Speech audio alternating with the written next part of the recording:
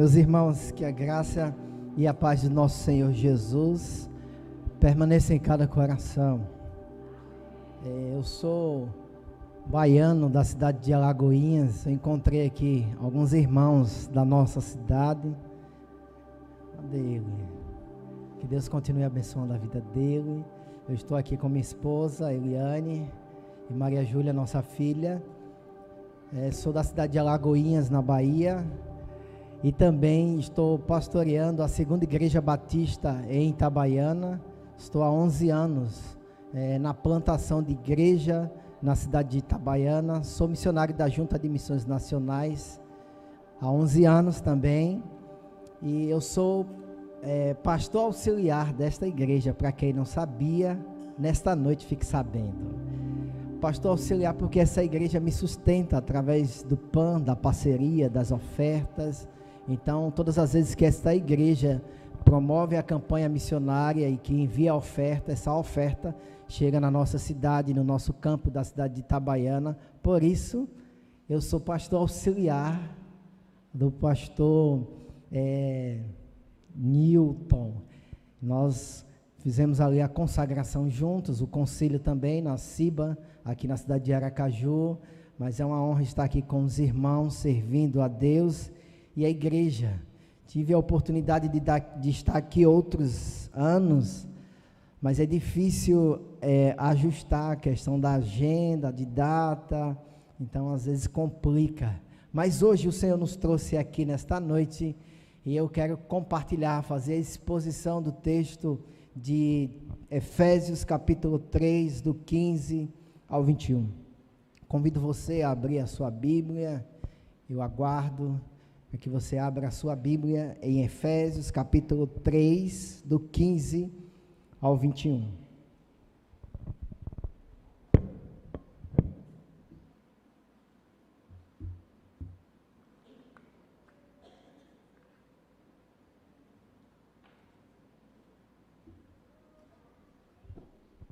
Lá diz assim: por essa razão, ajoelho-me diante do Pai, do qual recebo o nome toda a família nos céus e na terra. Oro para que, com as suas gloriosas riquezas, Ele os fortaleça no íntimo do seu ser com poder, por meio do seu Espírito, para que Cristo habite em seus corações mediante a fé. E oro para que vocês, arraigados e alicerçados em amor, possam juntamente com todos os santos compreender a largura, o comprimento, a altura e a profundidade, e conhecer o amor de Cristo que excede todo conhecimento, para que vocês sejam cheios de toda a plenitude de Deus, aquele que é capaz de fazer infinitamente mais do que tudo que pedimos ou pensamos, de acordo com o seu poder que atua em nós. A Ele seja a glória na igreja e em Cristo Jesus, por todas as gerações, para todo sempre. Amém. Que o nosso Deus nos conduza e que possamos permitir e entender aquilo que o Espírito tem a falar ao nosso coração. Simplesmente igreja é um tema desafiador. Pensar em igreja, e a igreja, de acordo com os princípios bíblicos, de acordo com as Sagradas Escrituras, nós precisamos desfrutar dessa igreja bíblica nesse tempo. A carta aos Efésios, ela foi escrita pelo apóstolo Paulo no ano de 60 e 63 depois de Cristo, sendo que a escrita da carta aos Efésios, Paulo estava em Roma em prisão domiciliar, sendo que essa carta escrita pelo apóstolo Paulo na prisão foi enviada à igreja, ou melhor dizendo, as igrejas, congregações daquela região, pelo ex-escravo Onésimo. E o ex-escravo leva essa carta que vai falar um pouco da oração de Paulo, e por isso nós iremos refletir sobre esta carta. Parece que essa carta foi restrita apenas para os crentes de Éfeso. Quando você lê Efésios capítulo 1, eu vou pedir ao irmão da projeção que nos ajude. Efésios capítulo 1, no versículo 1, diz o seguinte, se você está com a sua Bíblia aberta, acompanhe a leitura. Paulo, apóstolo de Cristo Jesus, pela vontade de Deus, aos santos e fiéis em Cristo Jesus, que estão em Éfeso. Nos manuscritos mais antigos, você não encontra aos santos que estão em Éfeso, mas você encontra aos santos. Isso nos faz entender que esse texto, essa carta que foi escrita pelo apóstolo Paulo, não foi só para a igreja de Éfeso, mas também essa carta escrita pelo apóstolo Paulo foi para as cidades vizinhas, congregações que por ali estavam. E aí nós precisamos entender que não somente esta igreja foi contemplada por esse texto, por essa carta, mas também as igrejas que por ali estão. Se você pegar os manuscritos antigos, lá vai dizer aos santos, a carta que foi enviada aos santos, e não diz em Éfeso. Mas o bom é que a palavra escrita, ela edificou tanto a igreja de Éfeso, como também as igrejas que ali estavam perto daquela cidade, as congregações, que incluía também a igreja de Éfeso. A carta aos Efésios, ela tem como propósito ensiná-los acerca das implicações práticas de ser igreja de Cristo, que é o tema a qual nós estamos abordando durante esse período de aniversário da PIB de Augusto Franco.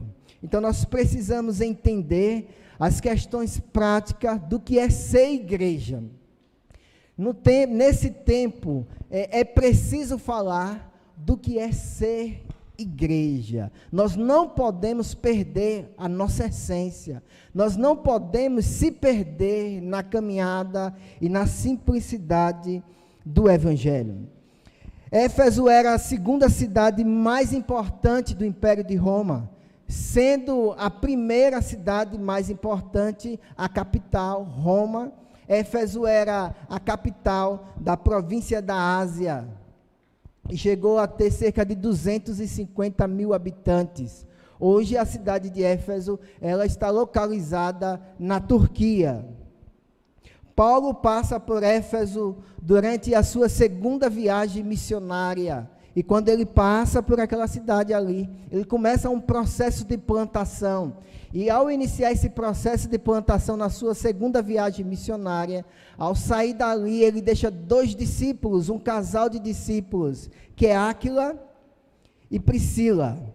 E aí Paulo sai de Éfeso e ele volta na sua terceira viagem missionária à cidade de Éfeso. E passando por ali um período de cerca de 3 anos, Paulo passa na sua terceira viagem missionária, ensinando e pregando o evangelho do reino a todas as pessoas que ali estavam espalhadas naquela cidade.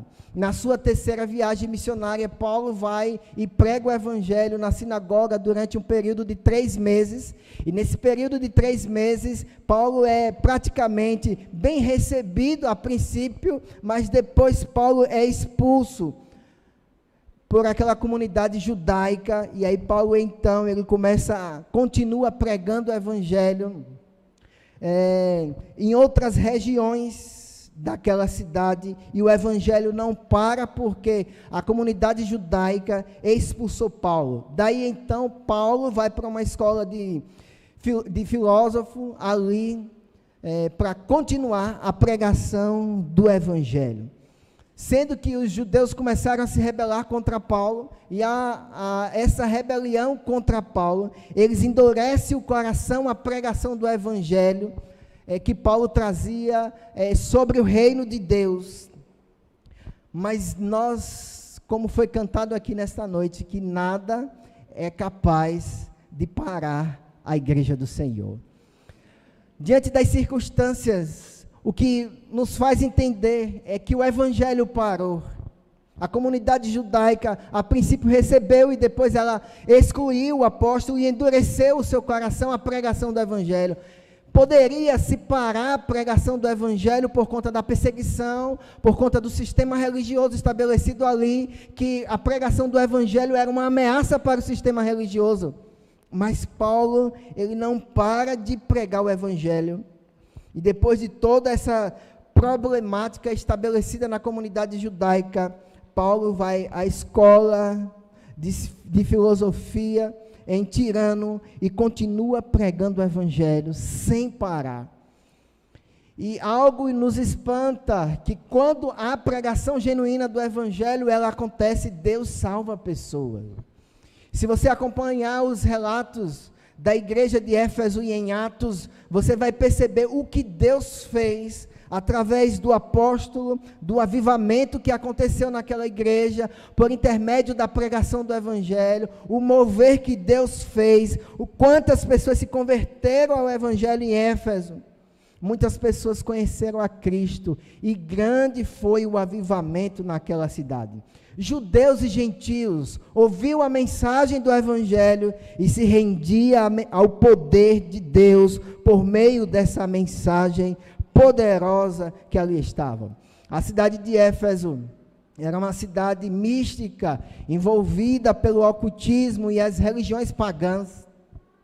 E as pessoas, ao ouvir essa mensagem, elas começaram a ir para a praça pública, colocar os livros, colocar ali os objetos do ocultismo, das suas religiões pagãs, e começar a queimar e ali fazer uma grande fogueira. E isso nos faz entender que quando o evangelho ele chega na nossa casa, na nossa vida, ele traz um impacto e a transformação. Os judeus e os gentios estavam sendo impactados pela mensagem do evangelho, e ao ser impactados pela mensagem, eles pegavam aquilo que eles utilizavam nos cultos místicos, nas religiões pagãs, e traziam para serem queimados. E nós vemos que quando o evangelho chega, ele é um divisor de águas na vida de uma pessoa. Assim foi comigo, e assim é com você que está me ouvindo aqui nesta noite. Os irmãos que estavam à tarde viram um pouco do nosso testemunho, daquilo que eu compartilhei ali à tarde. Quando o evangelho chegou na minha casa, na minha vida, naquela comunidade distante, periférica, onde eu era um improvável, quando o evangelho chegou na minha vida, a minha vida foi transformada radicalmente, porque o poder de Deus, ele é muito mais além do que nós podemos pensar ou imaginar.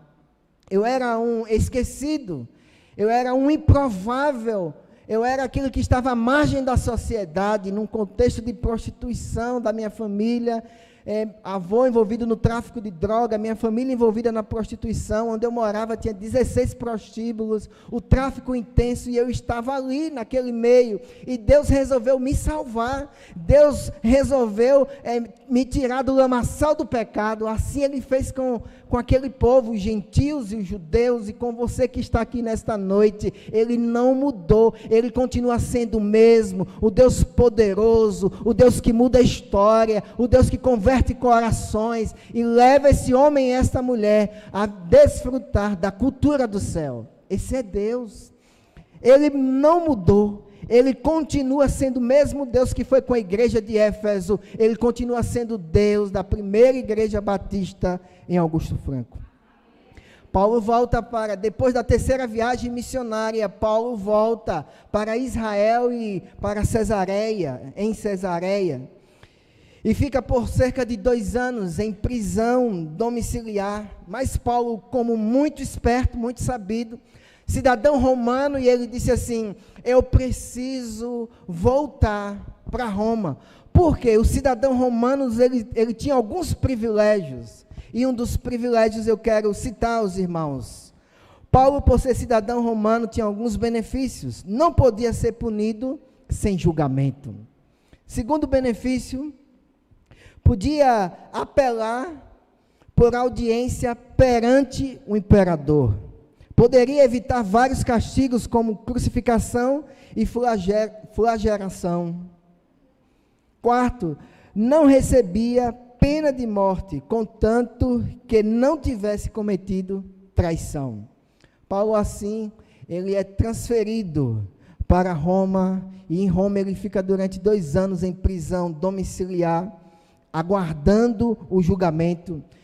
E nesse período, Paulo escreve 4 cartas. Um homem pregador do Evangelho, agitado, cheio do poder de Deus, da unção do Espírito na pregação do Evangelho, agora se encontra 2 anos em prisão domiciliar. E durante esses 2 anos, Paulo escreve 4 cartas. E na leitura dessas cartas, você vê coisas semelhantes. Paulo escreve aos Filipenses e você vê o quanto Paulo fala de alegria aos Filipenses.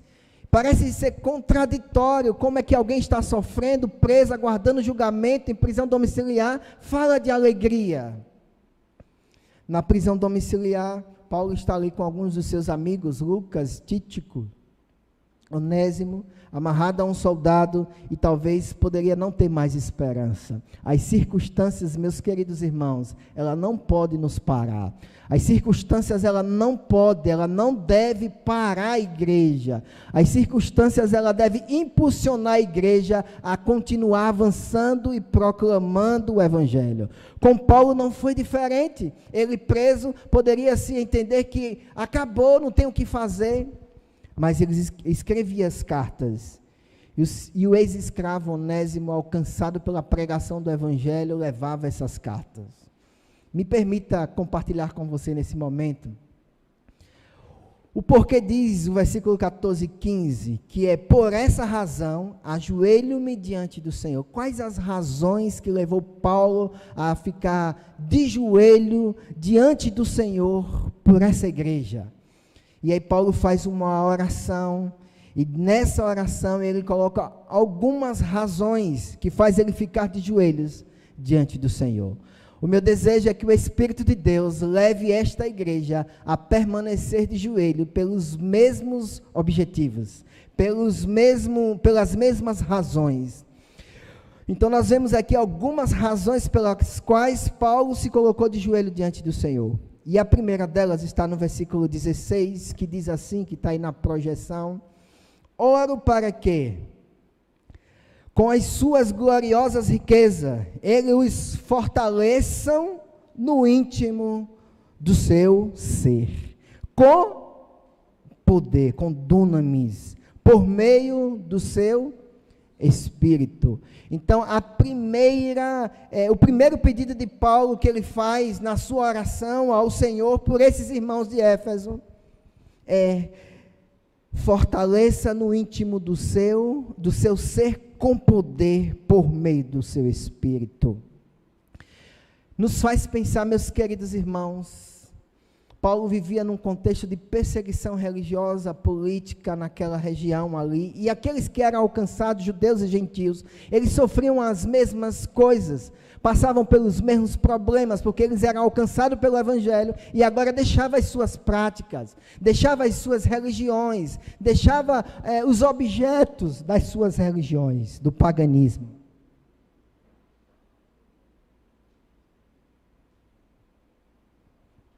E Paulo, sabedor de tudo isso, ele se coloca, essa é uma razão que leva Paulo a se colocar diante do Senhor. Orar por aqueles irmãos, para que eles sejam fortalecidos no seu ser. E nós precisamos, como igreja, ser fortalecidos espiritualmente no nosso ser. Nós sabemos que muitos de nós, até eu mesmo, quantas vezes eu acho que eu sou forte o suficiente para aguentar as pressões, para aguentar quando a chapa esquenta, quando a coisa está difícil.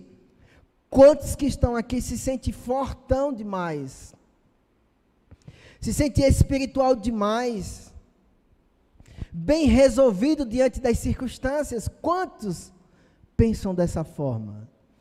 Mas Paulo nos faz pensar que o fortalecimento ele não está no exterior, no rótulo, mas ele precisa estar, como diz o texto, no íntimo do seu ser. Se você não estiver fortalecido no íntimo do seu ser, qualquer pressão você desaba. Se você não estiver fortalecido no íntimo do seu ser, com poder, por meio do Espírito, qualquer coisa você trinca. E quanto, meus queridos irmãos, nós estamos desfrutando de um tempo onde a geração, talvez não desta igreja, de outros lugares, são crentes cristaleira, nada que pode acontecer trinca. O pastor falou, orientou, corrigiu, trinca, não vou mais na igreja. Mas se somos fortalecidos no íntimo do seu ser, com poder por meio do Espírito, as circunstâncias virão, as tribulações virão, as tempestades virão para esta igreja.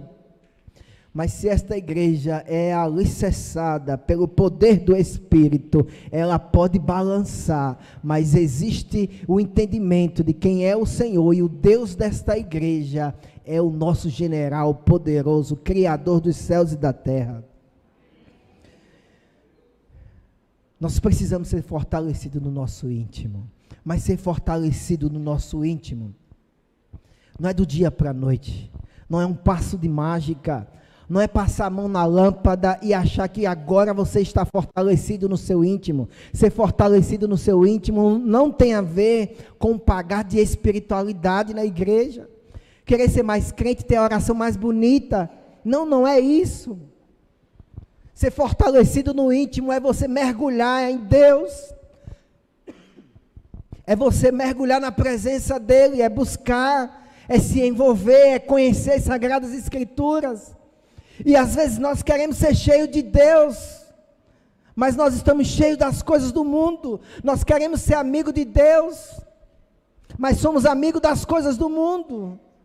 Nós queremos ser santo, mas não nos separamos para Deus, para viver e fazer a sua vontade. Não é mágica, é um processo que nós precisamos trilhar, de intimidade, de entrar no quarto, de entrar no secreto e buscar a face dele todos os dias, todas as manhãs. É um relacionamento que precisa ser construído com o Pai. Não há fortalecimento do íntimo, do seu ser, só vindo à igreja, não é em casa. A igreja precisa ser lá no seu quarto. A busca por Deus é lá no seu quarto, no secreto, onde ninguém te vê. Assim seremos fortalecidos no íntimo do seu ser. Sendo fortalecido no íntimo do seu ser, que venha porrada e bomba, meu irmão. Porque quem está com você, quem te fortalece, é o Deus Todo-Poderoso.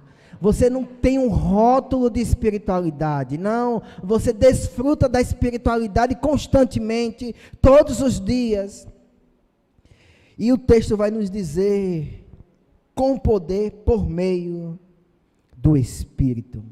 A palavra poder, essa palavra poder, é dunamis, e dunamis é o poder explosivo do Espírito. E o poder explosivo do Espírito nós conseguimos aos pés da cruz. Somos renovados, restaurados, e a conexão com o Pai, quando nós buscamos a sua face.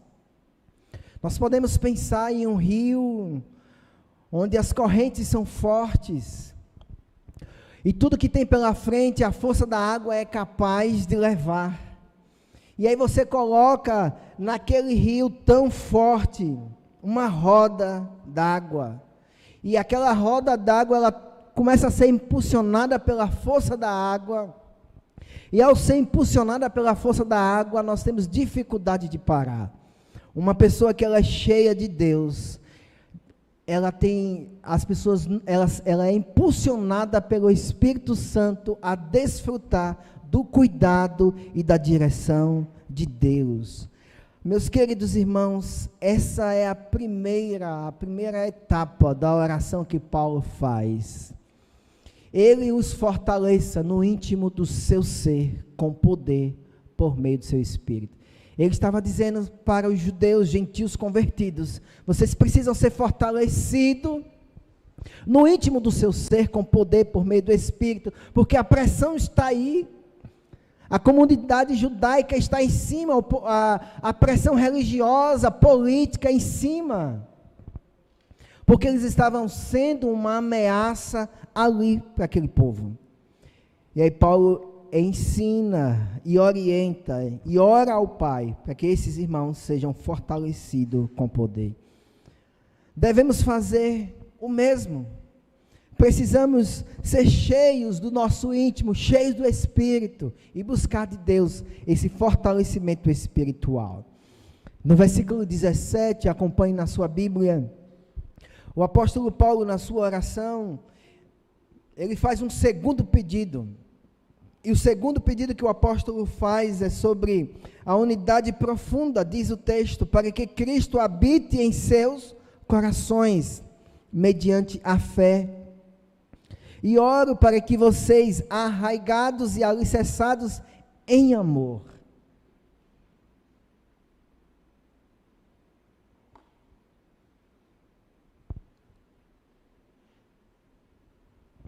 Paulo está falando sobre a unidade profunda que aqueles irmãos precisavam ter.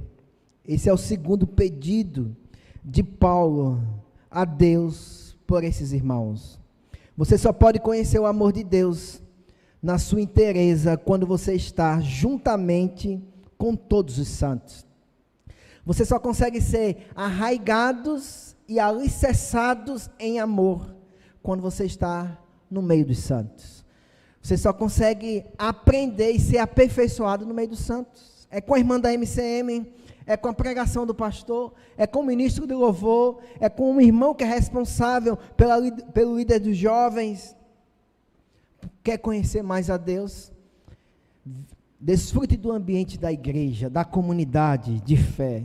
Quando você desfruta desse ambiente, nós aprendemos uns com os outros. Mas quando nós escolhemos nos afastar desse ambiente, nós deixamos de aprender hombridade, solidariedade, amor, o acolhimento, a partilha nos relacionamentos. Como é que eu vou ter profundidade nos relacionamentos se não há ajuntamento?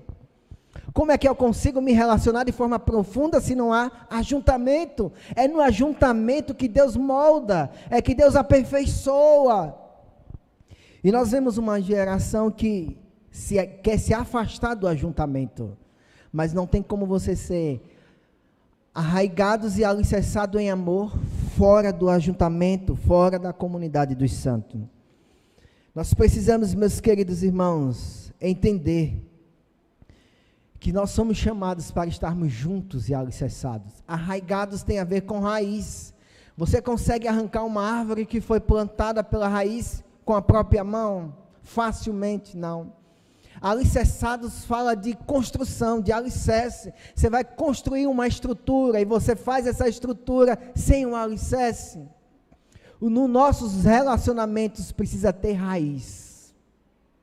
Nos nossos relacionamentos precisa ter profundidade. A igreja, para desfrutar, para ser simplesmente igreja, ela não consegue ser fora dos relacionamentos intencionais. Nós precisamos ter intencionalidade nos relacionamentos, em amor. É enraizado, é alicerçado em amor. E quantos estão aqui, o irmão não pode pensar diferente, o irmão não pode achar diferente, que é motivo para desconstruir. Eu não posso pensar teologicamente diferente, eu não posso pensar politicamente diferente, filosoficamente diferente, que já há uma confusão. Mas nós precisamos desfrutar desse amor que Paulo está pedindo a Deus que esta igreja, os judeus e gentios fossem arraigados e alicerçados em amor. Isso é igreja. Quando nós temos uma relação superficial, nós deixamos de ser igreja. Quando nós temos uma relação fria, nós deixamos de ser igreja. Nós queremos alcançar Augusto Franco, é isso? Augusto Franco, mas não há amor, não há profundidade nos relacionamentos. Aqui, na comunidade de fé, não há profundidade, não há relacionamentos saudáveis. Mas eu quero alcançar a comunidade, mas aqui há uma desordem. Eu não sei se é esse contexto aqui, um exemplo. Se queremos que esta comunidade, esta igreja, desfrute do que de fato é ser igreja, a igreja que está lá em Atos capítulo 2, do versículo 41 ao 47, nós precisamos viver em amor. O amor é prático, o amor não é discurso. Eu amo meu irmão. Está ministrando louvor, abraça seu irmão, a gente abraça.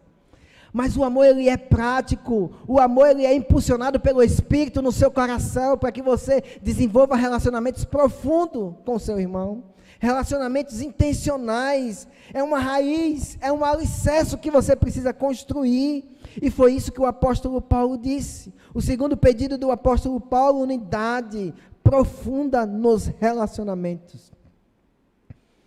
Há uma outra coisa que o apóstolo Paulo pede ao Senhor.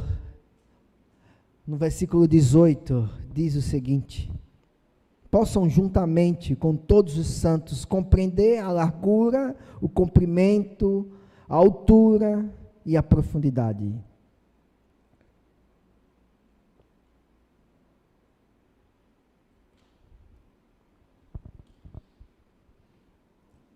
Paulo, ele, na sua oração, ele faz um outro pedido a Deus: conhecimento de Cristo. Aqueles irmãos em Éfeso, judeus e gentios que estavam sendo alcançados pela pregação do Evangelho, que estavam deixando as práticas pagãs, eles precisavam conhecer a Cristo. E aí o apóstolo diz: possam juntamente com todos os santos compreender a largura, o comprimento e a altura e a profundidade. Meus queridos irmãos, quantos de nós estamos aqui, mas não conhecemos a Cristo? Nós ouvimos falar de Cristo, e o conhecer não é racional. Quando nós pensamos em conhecer a Cristo, é de fato conhecer, não de forma racional, mas conhecer a Cristo na sua profundidade, na sua largura e no seu comprimento. Paulo diz que eles precisavam compreender a largura desse amor, porque ninguém fica fora do alcance, ele abraça todos e traz todos para junto de si. Em Jesus somos só um só povo. Por isso que nós precisamos, os gentios e judeus precisavam entender a largura desse amor. Não existia seleção para o amor de Deus. Deus não selecionou alguns ali. Há quem pense que sim, mas Deus não selecionou. Deus estava salvando judeus e gentios em Éfeso, e o desejo de Paulo na sua oração é que eles conhecessem a largura, que esse amor ele tem um alcance, que esse amor é para todas as pessoas, ele abraça todos que estão arrependidos, que crê nele como único e suficiente Salvador. Paulo continua na sua oração para que eles compreendessem o comprimento deste amor. O amor de Cristo, ele é longo, ele tem um comprimento gigantesco, e ele salva, desde o primeiro dia até o último dia da sua volta, ele vai continuar salvando. Paulo na sua oração ele diz: compreenda a altura. O amor de Deus ele é alto porque ele nos conecta com o Pai. Assim que o amor de Cristo é dessa forma, ele é largo, ele é alto, ele é comprido e ele é profundo, porque ele foi capaz de se doar, de se entregar, e nessa profundidade, ele veio, foi até a sepultura para resgatar, para me resgatar, para resgatar os gentios e judeus, e para resgatar você que me escuta nesta noite. Foi por isso que Jesus veio. O seu amor é profundo. Você estava perdido, sem direção, no lamaçal de pecado, e o amor dele alcançou você.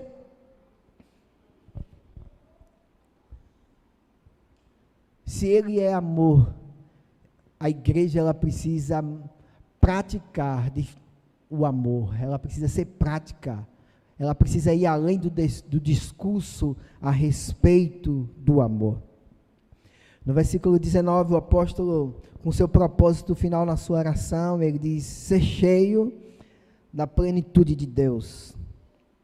No versículo 19 diz assim: conhecer o amor de Cristo, que excede todo conhecimento.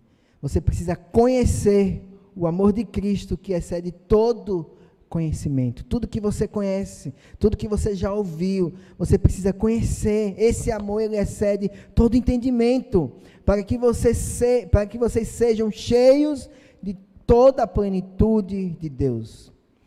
Conhecer é uma coisa, e compreender é outra, completamente diferente.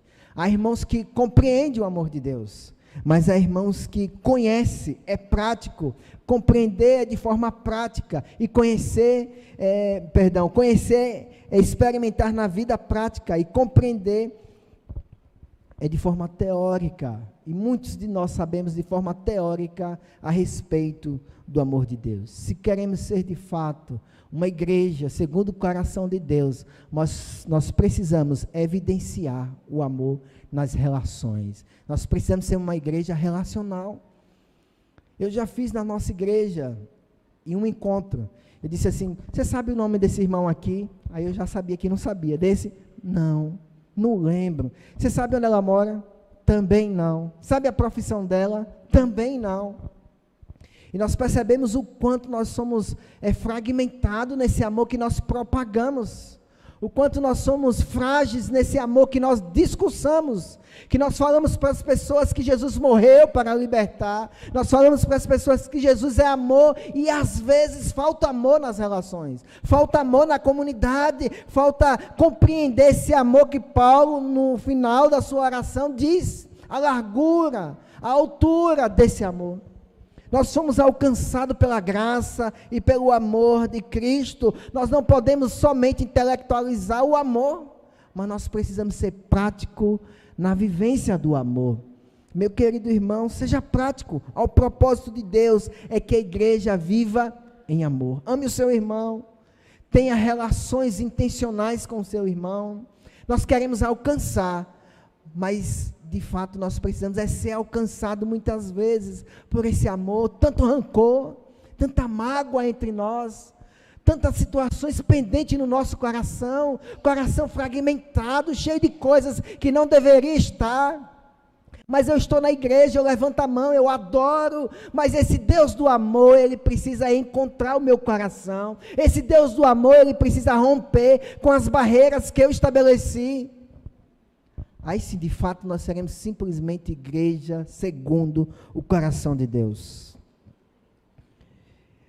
Plenitude significa completo, pleno, cheios. Nós precisamos ser cheios plenamente de Deus. Quando a igreja for cheia plenamente do Espírito de Deus, eu não estou falando aqui ser pentecostal, não é isso, não é pentecostalizar a igreja, não é isso. Quando formos cheios de Deus, as relações fluirão de forma saudável.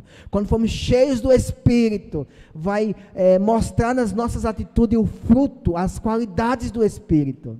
Mas quando estamos distantes de Deus, o que aparece é inimizade, bagunça. Mas quando nós estamos próximos de Deus, a igreja ela funciona como uma engrenagem perfeita, porque a igreja ela foi estabelecida por Cristo, foi Ele que comprou a igreja por um alto preço, e a igreja precisa desfrutar desse ambiente saudável, desfrutar desse ambiente de irmandade, de solidariedade, de união, de partilha. Eu preciso estar na mesa, na casa do meu irmão, isso é igreja. Eu preciso compartilhar a mesa com o outro, isso é igreja.